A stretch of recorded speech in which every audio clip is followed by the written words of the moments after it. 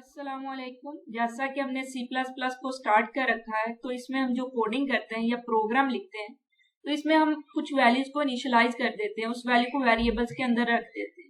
लेकिन बाज़ औक़ात हमें वो वैल्यू इनिशियलाइज नहीं करनी पड़ती, बल्कि इनपुट करवानी पड़ती है। यानी जो यूजर होता है, जो उसे इस्तेमाल में लाएगा उस प्रोग्राम को, वो उसमें डाटा एंटर करे। यानी हम उसे इनिशियलाइज नहीं करेंगे एज अ डेवलपर। हम चाहते हैं जो कोई भी इस प्रोग्राम को या इस सॉफ्टवेयर को इस्तेमाल करे, वो इसमें डाटा इनपुट करेगा। जैसे कि किसी का नेम है, तो वो जो नेम होगा वो एंटर करता रहेगा। इस तरह से हम पहले से नेम को इनिशियलाइज या फिर फिक्स नहीं करते।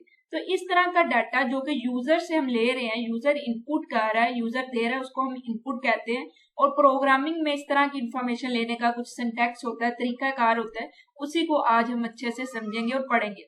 पहले हम उसकी प्रैक्टिस करेंगे, उसके बाद हम बुक से रीड कर लेंगे ताकि हमें अच्छे से सारे पॉइंट क्लियर हो जाए। तो सबसे पहले बात करें तो हमें पता है हम कुछ वेरिएबल्स का इस्तेमाल करते हैं। वेरिएबल्स का क्यों करते हैं कि वो मेमोरी में एक लोकेशन पे जगह ले लेते हैं और उधर फिर वो डाटा स्टोर हो जाता है, जो भी हम उसके अंदर इनिशियलाइज करवाएंगे या फिर इनपुट करवाएंगे। जैसे कि मैं कह दूं कि यहाँ पे मैं इंट एज नाम का एक वेरिएबल ले रही हूँ, तो इंट का मतलब है उसकी डाटा टाइप है। यानी इस एज नाम के वेरिएबल के अंदर जहाँ कहीं भी इसने जगह ली है मेमोरी में, वहां पर जो भी जाके डाटा स्टोर होगा उसकी टाइप इंटीजर होगी, यानी न्यूमेरिक होगी। डाटा टाइप्स के बारे में हमने अच्छे से पढ़ रखा है। अगर आपको इसके बारे में नहीं पता तो स्टार्ट से आपने प्लेलिस्ट को देखना है सी प्लस की। बहुत ही बेसिक से मैंने स्टार्ट किया है। उसके बाद हम यहाँ पर मैं कह देती हूँ कि एज है ना, इसको यहाँ पर सी आउट से पहले मैं कहूंगी कि एंटर योर एज। अब मैंने सी आउट का इस्तेमाल क्यों किया ये आप बताइए जरा, क्योंकि जब हम प्रोग्रामिंग कर रहे हैं तो हमें अच्छे से समझ आ जानी चाहिए। ओके, यहाँ पे जो सी आउट है इसका मतलब होगा ये आउटपुट डिस्प्ले करवाएगा। और आउटपुट के बारे में हमने अच्छे से सब कुछ पढ़ लिया हुआ है। तो आउटपुट का मतलब है कि डबल कोट्स के अंदर जो भी होगा ये एज इट इज यूजर को शो होगा, जिसने कुछ इनपुट करना है। ये उससे इंफॉर्मेशन दे रहा है कि अब आप एज इनपुट कर दें, एंटर योर एज। अगर मैं इसे ना लिखूं, प्रोग्राम फिर भी रन करेगा, लेकिन तब उसे समझ नहीं आएगी कि उसने एंटर क्या करना है। उसके बाद यहाँ पे मैं सीन और ये वाला ऑपरेटर और यहाँ पर वेरिएबल, बस। अब यहाँ पर थोड़ा सा डिफरेंस आपको समझना पड़ेगा आउटपुट और इनपुट का। सी आउट यानी ये वाला जो है वो आउटपुट के लिए सिंटैक्स इस्तेमाल होता है। डबल कोड में जो भी लिखेंगे एज इट इज शो होता है। फिर से इस ऑपरेटर के बाद कुछ लिख दें, चाहे वेरिएबल का नाम लिख दें, तो वेरिएबल के अंदर की वैल्यू शो होगी, लेकिन वो डबल कोड्स के बगैर नाम लिखा जाता है। सी आउट के बारे में ईच एंड एवरीथिंग हमने पढ़ लिया है, प्रैक्टिस कर लिया, इसके प्रोग्राम भी कर लिए। आज का जो टॉपिक है वो बेसिकली सी इन के बारे में है, यानी इनपुट लेने के बारे में। इनपुट के लिए ये वाला ऑपरेटर इस्तेमाल होता है। उसके बाद हम वेरिएबल का नाम लिखते हैं। इधर हम वैल्यू नहीं लिख सकते। वेरिएबल का नाम लिखने का मकसद ये होता है कि एज नाम का जो भी वेरिएबल है उसके अंदर इनपुट जो भी यूजर कर रहा है, जो डाटा इनपुट कर रहा है, वो एज नाम के वेरिएबल के अंदर जाके स्टोर हो जाए। अब हम इसे कंट्रोल एस करते हैं और इसे एग्जीक्यूट यानी पहले कंपाइल करेंगे, फिर रन करके देखते हैं कि हमारा प्रोग्राम कैसे रन करता है।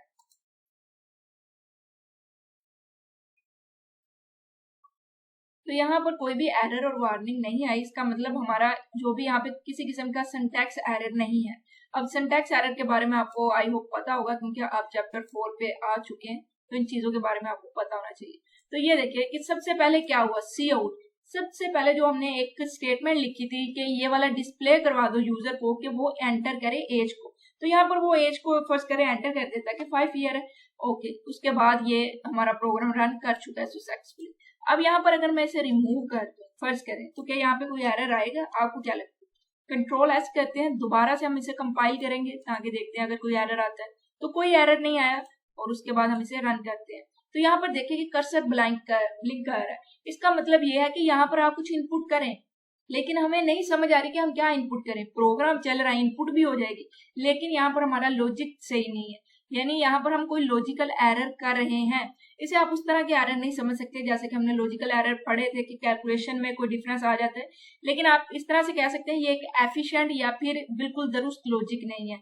Okay, as a professional logic नहीं हमने यहाँ पर बनाया, या फिर यहाँ पर स्टेटमेंट वगैरह नहीं लिखी। तो हमें बताना पड़ेगा कि यहाँ पर आप क्या करें, आप यहाँ पर अपना सी आउट रहने दें ताकि यूजर को पता चले कि उसने क्या एंटर करना है। इसके अलावा सी इन क्या सिर्फ एज से ही रिलेटेड, यानी एक वेरिएबल ही इनपुट करेंगे एट अ टाइम, क्या दूसरे वेरिएबल के लिए दोबारा लिखना पड़ेगा? ऐसा नहीं होता। अगर यहाँ पर मैंने एज के अलावा यहाँ पर मैं रोल नंबर फर्स्ट करें ये वाला वेरिएबल ले लेती हूँ, तो यहाँ पर मैं एक ही लाइन के अंदर क्या कर दूंगी, इनपुट ले लूंगी। तो इसका मतलब जितने मर्जी वेरिएबल की वैल्यूज आप इनपुट करवाते रहे, जिस सीक्वेंस से हमने यहाँ पर वेरिएबल लिख दिए हैं इसी सीक्वेंस में इनमें इनपुट होती जाएगी। तो इसका मतलब क्या हुआ, क्या यहाँ पर एक ही स्टेटमेंट में मैं ये भी कह सकती हूँ एज एंड रोल नंबर। इस तरह से एक ही सिंगल आउटपुट स्टेटमेंट में आप बता सकते हैं कि मल्टीपल वेरिएबल्स की वैल्यू एंटर करें, और इस तरह एक ही सिंगल स्टेटमेंट में आप वेरिएबल्स की वैल्यू ले भी सकते हैं। तो ये सी इनका सिंपल सा इस्तेमाल था। फिलहाल हम इतना ही पढ़ रहे हैं। इसके रिलेटेड जो प्रोग्राम होंगे वो एक एक करके देखेंगे, क्योंकि उसमें हमने लॉजिक बिल्डिंग को भी इंक्रीज करना है, तो उसके लिए हमें टाइम भी चाहिए होता है। बाकी सीन के रिलेटेड इतना ही था कि अगर कुछ इनपुट करवाना है, यूजर से लेना है, तो उसके लिए हम क्या करेंगे, वेरिएबल डिक्लेयर करेंगे और उसके अंदर हम इनपुट करवाते रहेंगे। इसमें डबल कोट इस्तेमाल करेंगे तो एरर आएगा। इसके अलावा आप डायरेक्ट वैल्यू यहाँ पर नहीं लिख सकते, कोई कॉन्स्टेंट वगैरह नहीं लिख सकते, ये यूजर ही एंटर करेगा। ये यूजर के लिए ही हम इस्तेमाल करें हैं सीन का। तो यूजर एज एंटर करेगा, यूजर ही रोल नंबर एंटर करने वाला है। एज अ प्रोग्रामर हम सी इनमें मजीद छेड़ाछाड़ी नहीं करेंगे। तो इसे कंट्रोल एस करके एक मरतबा रन करके देख लेते हैं। तो यहाँ पर उसने कहा कि अपनी एज और रोल नंबर को एंटर करो। फर्स्ट करें कि एज उसकी 5 है, और यहाँ पर देखें दोबारा से वो ब्लिंक कर रहा है। अब हमें समझ आ गई, जिस तरह से हमें यहाँ पर शो हो रहा है कि पहले एज एंटर करें फिर रोल नंबर एंटर करें, तो इसका मतलब जो पहली वैल्यू होगी वो एज नाम के वेरिएबल के अंदर जाकर स्टोर हो जाएगी, जहाँ के भी वो वेरिएबल होगा।